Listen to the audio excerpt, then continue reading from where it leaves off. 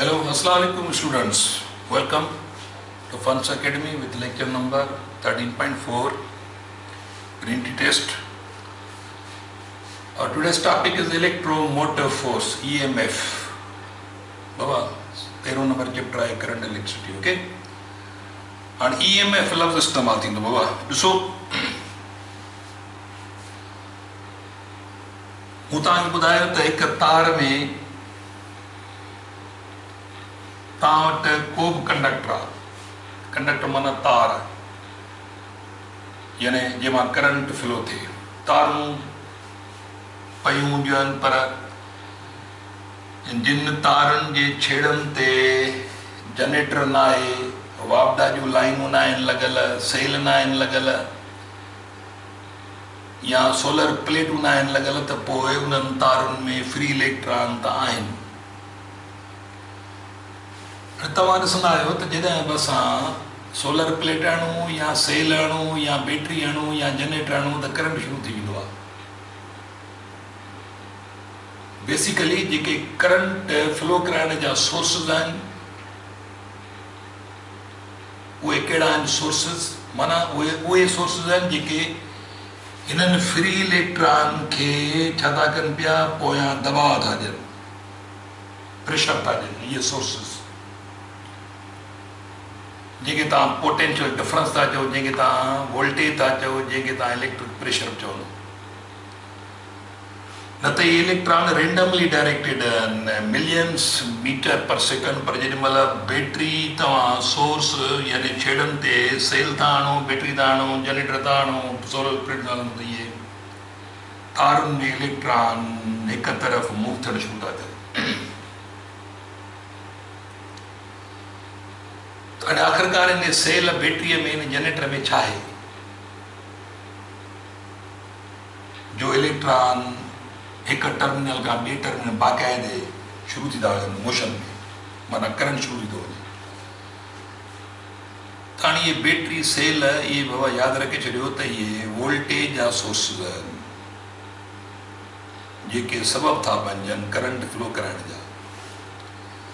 हाणे जेकॾहिं मूं वटि फ़र्ज़ु कयो हिकिड़ी बैटरी आहे हीअ हिकिड़ी बैटरी आहे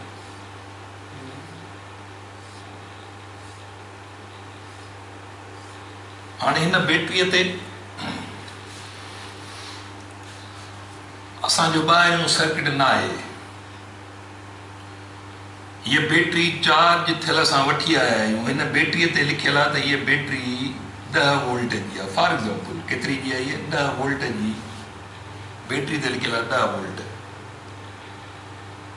हाणे इहा बैटरीअ जे टर्मिनल्स ते 10 वोल्ट आहिनि हाणे बैटरीअ जे टर्मिनल्स ते जेका वोल्टेज हूंदी जॾहिं त बैटरी करंट सप्लाई नथी करे पई हींअर छाकाणि जो एक्सटर्नल सर्किट आहे ई कोन इहे ॿई टर्मिनल हिक ॿिए खां डिस्कनेक्ट आहिनि उन करे करंट फ्लो न थींदो त जेॾी महिल तव्हां छा था कयो जेॾी महिल तव्हां बैटरीअ जे छेड़नि ते करंट माना ॿाहिरियों सर्किट न आहे बैटरीअ जे छेड़नि ते जेकर असां वोल्टेज था चेक कयूं त इहा बैटरीअ जी वोल्टेज आहे। हाणे हिन वोल्टेज खे छा सॾिबो EMF बैटरी जी सॾिबो हिनखे EMF चइबो आहे। It is potential difference across the terminals of battery when there is no external circuit it is potential difference across the terminals of the battery when this battery not sending the current यानी current send नथी करे छाकाणि जो जेकर ॿाहिरियों circuit लॻल बि आहे त हिते की लॻल आहे बटण ऑफ लॻो पियो आहे या सर्किट आहे ई कोन त पोइ उन वक़्तु जेका हिन टर्मिनल्स ते जेका वोल्टेज हूंदी या बैटरीअ जी हिन वोल्टेज खे नालो ॾिनो वियो आहे electromotive force EMF of battery. ॾिसो ॿाहिरियों सर्किट आहे जेकॾहिं को सर्किट आहे उनजे हिते अक्रॉस जेका वोल्टेज पोटेंशियल डिफरेंस हुनखे वोल्टेज चवंदा आहियूं वोल्टेज लफ़्ज़ या पोटेंशियल डिफरेंस लफ़्ज़ ॻाल्हाइबो आहे जेॾी महिल हिकु सर्किट मां करंट घुमे त उनजे ॿिनि छेड़नि ते उनखे लफ़्ज़ वोल्टेज चइबो पर जेको सोर्स आहे वोल्टेज जो उनजे टर्मिनल्स ते जेका वोल्टेज हूंदी उनखे EMF चइबो। अहिड़े नमूने सां जेकॾहिं तव्हां वटि जनरेटर आहे, जनरेटर हलियो, हाणे जनरेटर जो जेको प्लग आहे जंहिंमें तव्हां आउटपुट था वठो, उन प्लग वटि जेका वोल्टेज हूंदी उहा EMF सॾिबी। तव्हां वटि सेल आहे हिकिड़ो, हीअ सेल आहे, हिन जी सेल जी जेका असां केप आहे, जिते हीअ हूंदो आहे सेल जो पॉज़िटिव पासो, हीअ हूंदो आहे जेको प्लेन लेयर हूंदो आहे नेगेटिव पासो। हाणे हिते लिखियो पियो आहे 1.5 वोल्ट, त माना इहा सेल जे हिन ऐं हिन टर्मिनल जे दरमियान ॾिसो सर्किट ॿाहिरि न आहे लॻल, त इहा वोल्टेज आहे सेल जे छेड़नि ते, इहा सोर्स जी वोल्टेज आहे जंहिंखे EMF चइबो। त हाणे यादि रखे छॾियो, electromotive force EMF short form में, an electromotive force is a potential difference that exists, जेको वजूद रखे थो between two terminals of battery, battery जे ॿिनि टर्मिनल्स ते इहा वोल्टेज आहे। आर रुगो बैटरी न, आर एनी वोल्टेज सोर्स, कहिड़ो बि वोल्टेज सोर्स थी सघे थो, when it no sending a current, जॾहिं उहो सोर्स करंट सेंड नथो करे या हुन तां ॿाहिरियों सर्किट कनेक्ट न आहे, त पोइ जेका वोल्टेज टर्मिनल ते मौजूदु आहे उनखे उन बैटरीअ जी EMF चइबो। हाणे सोर्सिस कहिड़ा आहिनि EMF पैदा करण जा? EMF जा सोर्सिस सेल और बैटरीज़। हाणे सेल बैटरी छा कंदा आहिनि? केमिकल एनर्जी कन्वर्ट कंदा आहिनि इलेक्ट्रिकल एनर्जीअ में। जनरेटर्स, जनरेटर ख़बर आहे तव्हांखे, जेको मूव थींदो आहे, मोशन पैदा थींदो आहे, मैकेनिकल एनर्जी इलेक्ट्रिकल एनर्जी में कन्वर्ट थींदी आहे। हिकिड़ा थर्मोकपल्स हूंदा आहिनि, हीट एनर्जी कन्वर्ट थींदी आहे इलेक्ट्रिकल एनर्जीअ में।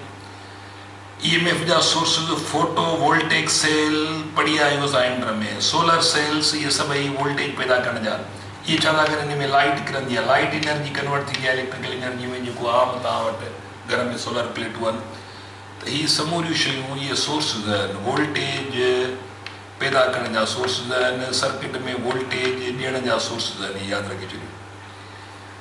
Definition, the electromotive force of a source, कंहिं बि सोर्स, ही सोर्सिस आहिनि, प्लेटूं, थर्मोकपल्स, बैटरीज़, जनरेटर्स, इहे वोल्टेज जा सोर्सिस आहिनि। The electromotive force of a source is the total work done in driving unit positive unit charge round a complete electric circuit in which the source is connected. हाणे ॾिसो first कयो, हाणे जेकॾहिं हिन वटि 10 volt voltage आहे त इहो छा थो करे सघे? हीअ बैटरी छा कंदी? हाणे हिन बैटरीअ ते जेकॾहिं असां सोर्स हणंदासीं ॿाहिरि, हाणे हिन बैटरी जी वोल्टेज आहे, माना इहा हिनजी EMF आहे, EMF is equal to 10 volt आहे। त इहा छा थी करे सघे? माना हाणे हीअ छा कंदी, यूनिट चार्ज 1 कूलम चार्ज खे बाबा धिकींदी, ॿाहिरि सर्किट मां धिकींदी पंहिंजे वरी बैटरी में अंदरि खणी ईंदी। त टोटल हीअ बैटरी हाणे पंहिंजी केमिकल एनर्जी केतिरी ध्यानु कंदी? 10 जूल। छा करण में? यानी 10 जूल इहा एनर्जी ख़र्च कंदी हिकु कूलम चार्ज, यानी 1 कूलम C। त हीअ बैटरी हाणे हिन में EMF जेका आहे, माना जेका कमु करण जी सलाहियत आहे, हाणे हिन में जेको सोर्स आहे, चार्जिस खे अगेंस्ट फील्ड ॿाहिरि सर्किट में घुमाए वापसि आणणु, माना हिकु चकर पूरो कराइणु। त हर हिकु 1 कूलम चार्ज खे ॿाहिरि सर्किट में घुमाए थी, ॿाहिरि सर्किट में धिके थी, ॿाहिरि सर्किट में ड्रिफ्ट थी करे पई, त टोटल हीअ एनर्जी हर हिकु कूलम जे पोयां, यूनिट चार्ज जे पोयां 10 जूल एनर्जी, केमिकल एनर्जी ख़र्च करे रही आहे।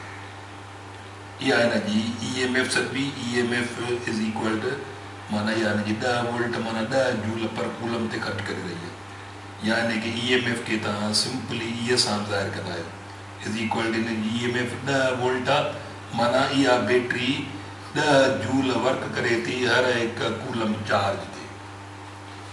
ही 1.5 वोल्ट जो सेल आहे, त इहो छा थो करे? इहा हिनजी EMF आहे, माना इहो सेल जेकॾहिं फ़र्ज़ कयो असां ॿाहिरियों सर्किट कनेक्ट कंदासीं, त हाणे ॿाहिरि सर्किट में इलेक्ट्रॉन घुमंदा करंट शुरू थी वेंदो त माना इहो सेल छा थो करे हिकु कूलम चार्ज ते टोटल वर्क कंदो नेगेटिव टर्मिनल खां वेंदे पॉजिटिव टर्मिनल ताईं 1.5 जूल्स।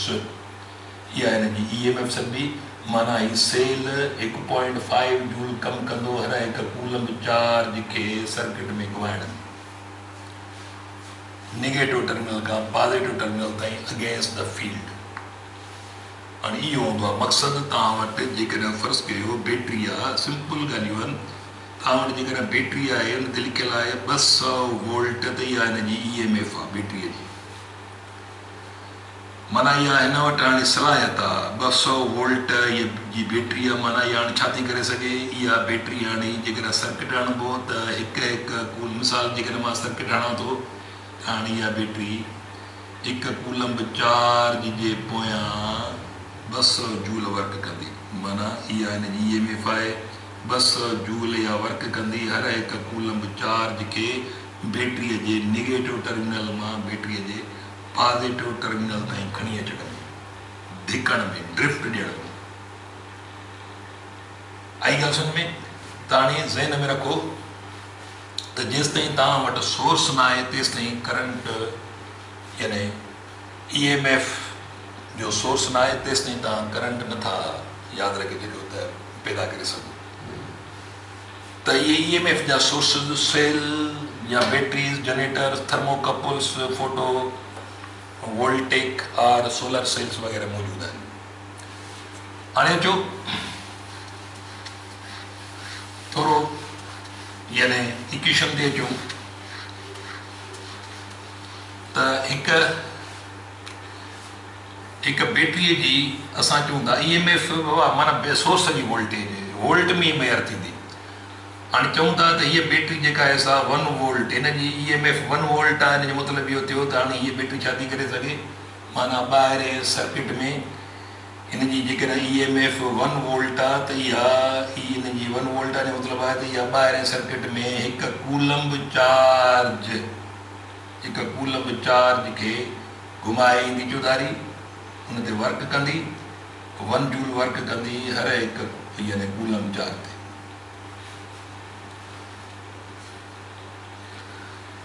त हाणे अचूं था ओम्स लॉ इस्तेमालु कयो since V is equal to IR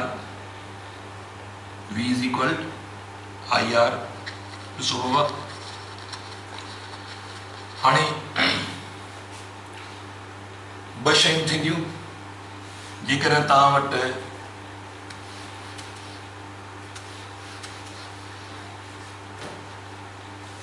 ॿाहिरियों सर्किट न आहे लॻल त पोइ E is equal to माना ख़बर आहे तव्हांखे त since V is equal to work upon charge इहो फॉर्मूलो तव्हां वटि मौजूदु आहे। माना हाणे बैटरीअ जी EMF खे वरी E is equal to work per unit charge. बैटरीअ जी EMF केतिरी आहे जेकॾहिं EMF 1 वोल्ट आहे त 1 जूल वर्क करे थी हिकु कूलम चार्ज ते।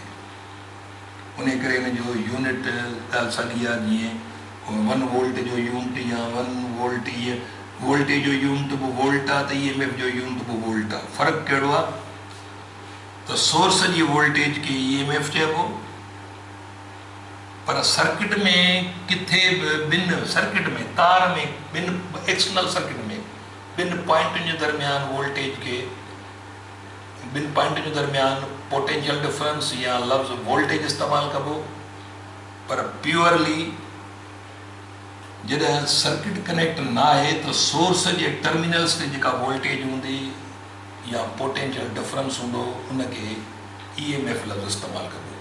त लफ़्ज़ EMF थो ॻाल्हायां माना मां सोर्स जी वोल्टेज जे बारे में थो ॻाल्हायां ऐं जेकॾहिं EMF लफ़्ज़ न ॻाल्हायां वोल्टेज ऐं पोटेंशियल डिफरेंस ॻाल्हायां त पोइ मां ॿाहिरि सर्किट जे मां करंट फ्लो थी रहियो आहे मां उन सर्किट में किन बि ॿिनि पॉइंटुनि जे दरमियान वोल्टेज जे बारे में था ॻाल्हायूं पोटेंशियल डिफरेंस जे बारे में था ॻाल्हायूं त लफ़्ज़ उते EMF न ॻाल्हाइबो।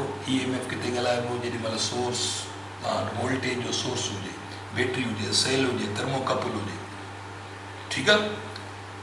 हाणे ॾिसो V is equal to I R बाबा।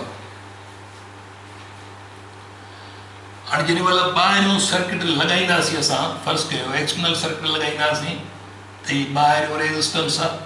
हाणे यादि रखे छॾियो त हीअ जेका बैटरी आहे इहो करंट जेको वेंदो, जेको नेगेटिव चार्जिस वेंदियूं, इहे नेगेटिव चार्जिस हाणे ॿिन्ही टर्मिनल मां, हिकिड़े टर्मिनल मां नेगेटिव चार्जिस इहे नेगेटिव माना रिपेल थियूं थियनि, ॿियो टर्मिनल उनखे अट्रैक्ट थो करे, इहो नेगेटिव चार्जिस हाणे अंदरूनी रुकावट बि आहे, बैटरीअ जो अंदरूनी रुकावट। बैटरीअ जे केमिकल मां इलेक्ट्रॉन गुज़रंदा त इहे इलेक्ट्रॉन स्पेस मां नथा गुज़रनि, पर इलेक्ट्रॉन केमिकल मां था गुज़रनि, माना करंट केमिकल मां थो गुज़रे त अंदरि बि रेज़िस्टेंस आहे जंहिंखे इंटरनल रेज़िस्टेंस,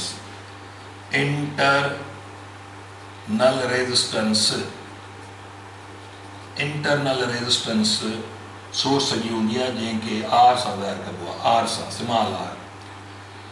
पर करंट ॿाहिरां थो गुज़रे त ॿाहिरां सर्किट जे ॿाहिरां जेको बि माना सर्किट लॻल आहे हुन में टोटल रेज़िस्टेंस जेका उहा ॿाहिरि सर्किट जी रेज़िस्टेंस आर कैपिटल सां, बैटरी में अंदरि जेका रेज़िस्टेंस आहे उहा स्मॉल आर सां। त हीअ हाणे ॾिसो, जेकर असां बैटरी फर्ज़ कयो 10 वोल्ट जी बैटरी आहे, जेॾी महिल ॿाहिरियों सर्किट लॻंदो त पोइ 10 वोल्टनि मां जेकर 6 वोल्ट कमु था अचनि ॿाहिरि त अंदरि 4 वोल्ट कमु ईंदा। त ॿाहिरि जेकॾहिं ॿाहिरीं वोल्टेज हूंदी, हिननि छेड़नि ते वोल्टेज केतिरी आहे, जेकॾहिं 6 वोल्ट आहे, माना हिननि छेड़नि ते ॿाहिरिनि टर्मिनल ते वोल्टेज जेकॾहिं 6 वोल्ट आहे, टोटल बैटरी वठी आहे 10 वोल्ट जी, यानी 6 वोल्ट ॿाहिरि था इस्तेमालु थियनि त अंदरि प्लस 4 वोल्ट इस्तेमालु थींदा। ॿाहिरि 6 वोल्ट हाणे जेकॾहिं 10 वोल्टनि जी आहे, बैटरी आहे टोटल 10 वोल्टनि जी, माना बैटरीअ जी EMF आहे टोटल 10 वोल्ट। हाणे थींदो छा बाबा, यादि रखे छॾियो, इहे 10 वोल्टनि मां छा थींदो, जेका ॿाहिरि वोल्टेज इस्तेमालु थींदी उनखे 20 सां ज़ाहिर कंदासीं, आई ॻाल्हि सम्झ में। ऐं जेका अंदरि वोल्टेज खपंदी उहा अंदरूनी वोल्टेज I इंटू आर, माना ॾिसो V is equal to IR, Ohm's law थो इस्तेमालु थिए। हाणे टोटल बैटरी की वोल्टेज आहे 10 वोल्ट, त 10 वोल्ट टोटल वोल्टेज आहे, ॿाहिरि 6 वोल्ट इस्तेमालु थिया प्लस बाक़ी अंदरि घणा इस्तेमालु थींदा, अंदरि 4 वोल्ट, छाकाणि जो ही V is equal to IR, हीअ अंदरूनी रेज़िस्टेंस आहे, उन करे आहे स्मॉल सां, त टोटल वञी थिया 10 वोल्ट थिया। ओके, त हाणे ॾिसो बाबा, मां जेकॾहिं फर्ज़ कयो बैटरीअ जी हाणे टोटल वोल्टेज किथे किथे थी खपे, बैटरीअ जी टोटल वोल्टेज जेका हूंदी उहा उन मां हिकिड़ो हिसो ॿाहिरि सर्किट ते जंहिंखे 20 सां ज़ाहिर कंदासीं, ॿियो हिसो इंटरनल सर्किट में थो ड्रॉप थिए जंहिंखे IR, छाकाणि V is equal to IR, R नंढी छाकाणि अंदरूनी रेज़िस्टेंस आहे। त हाणे बैटरीअ जी total EMF is equal to ॿाहिरि जेका वोल्टेज ड्रॉप थी थिए उहा फार्मूला मुताबिक़, ओम्स लॉ मुताबिक़ IR ॿाहिरियों रेज़िस्टेंस प्लस करंट जेको ॿाहिरां गुज़रंदो साॻियो ई करंट अंदरां ईंदो, छाकाणि जो बैटरीअ जो ॿाहिरियों सर्किट ऐं बैटरीअ जो इंटरनल सर्किट सभु ॿई सीरीज़ में आहिनि, हिक ई पाथ में आहिनि। करंट जेको ॿाहिरां गुज़रंदो आहे साॻियो ई करंट अंदरां ईंदो, यादि रखे छॾियो। ऐं अंदरां करंट घुमाइण लाइ बैटरी पंहिंजी वोल्टेज जो कुझु हिसो पाण में थी इस्तेमालु करे, उहा वोल्टेज हीअ आहे। त हाणे हीअ बैटरीअ जी टोटल EMF जो फार्मूलो थींदो, त हीअ टोटल EMF जेकॾहिं फर्ज़ कयो हीअ 10 वोल्ट आहे, त 6 वोल्ट इस्तेमालु था थियनि ॿाहिरि, मिसाल त 4 वोल्ट इस्तेमालु थींदा अंदरि। ऐं यादि रखे छॾियो त हीउ करंट जेको आहे ॿाहिरि सर्किट मां थो गुज़रे, इहो साॻियो ई करंट वरी अंदरूनी सर्किट मां थो गुज़रे। ॿाहिरी रेज़िस्टेंस जेका आहे सा आर कैपिटल सां, अंदरूनी रेज़िस्टेंस जेका आहे आर स्मॉल सां। त हीउ फार्मूलो तव्हां ज़हन में रखिजो बाबा, त बैटरीअ जी EMF is equal to IR plus IR। Okay असां हिनखे एक्सटर्नल सर्किट ते वोल्टेज खे 20 सां ये वोल्टेज जे एक्सटर्नल सर्किट खे 20 सां ज़ाहिर कंदासीं प्लस ई आई हिन ते असांजा प्रॉब्लम्स आहिनि काफ़ी सारा उन्हनि खे डिस्कस कंदासीं उन खां पोइ अचूं था फर्स्ट के charging J in case of charging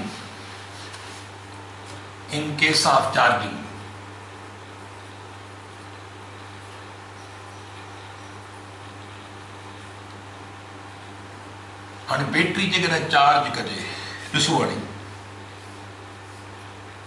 हिकिड़ी बैटरी हूंदी ही अलॻि फार्मूला यादि रखा चार्जिंग जो मसइलो आहे हिकिड़ी बैटरी आहे जेका चार्ज कयूं था उनखे चार्जिंग बैटरी चइबो ऐं जंहिं वरी ॿी बैटरी हूंदी जेका चार्जर हूंदी हाणे फर्स्ट कयो ही चार्जर आहे ऐं हिन जे भरिसां आहे हिकिड़ी बैटरी जेका जंहिंखे चार्जिंग सॾिबो ये चार्जिंग हिनखे चार्ज कबो हिन जी अंदरूनी पंहिंजी रेजिस्टेंस आर ठीकु आहे हाणे बैटरीअ जो बाबा ॾिसो पॉजिटिव टर्मिनल बैटरी जो negative terminal positive terminal negative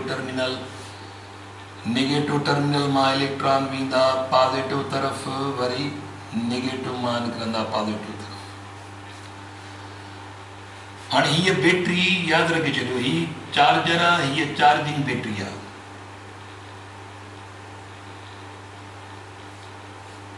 हाणे हिन जी EMF वधीक हुअणु खपे हिन खां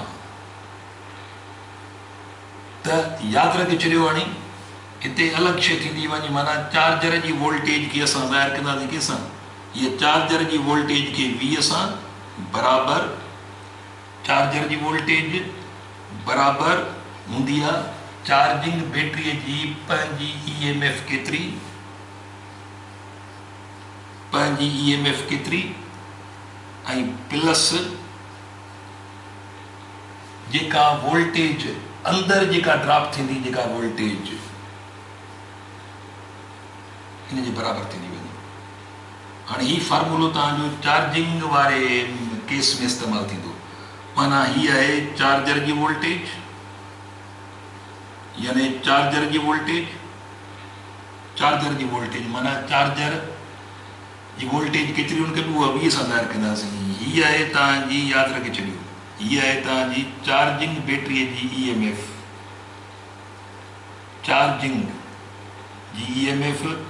ऐं हीअ आहे वोल्टेज ड्रॉप वोल्टेज जेका लास्ट वोल्टेज सर्विस जाम थींदड़ वोल्टेज जेका अंदरि ज़ाहिरी आहे हिन बैटरीअ खे करंट उमाइण लाइ अंदरूनी सर्किट में करंट उमाइण लाइ अंदरि हिते वोल्टेज ज़ाहिरी जेका ड्रॉप थींदी उहा हीअ वोल्टेज आहे अंदरूनी वोल्टेज केतिरी आहे इहा आहे इंटरनल वोल्टेज या हिनखे last voltage internal voltage of charging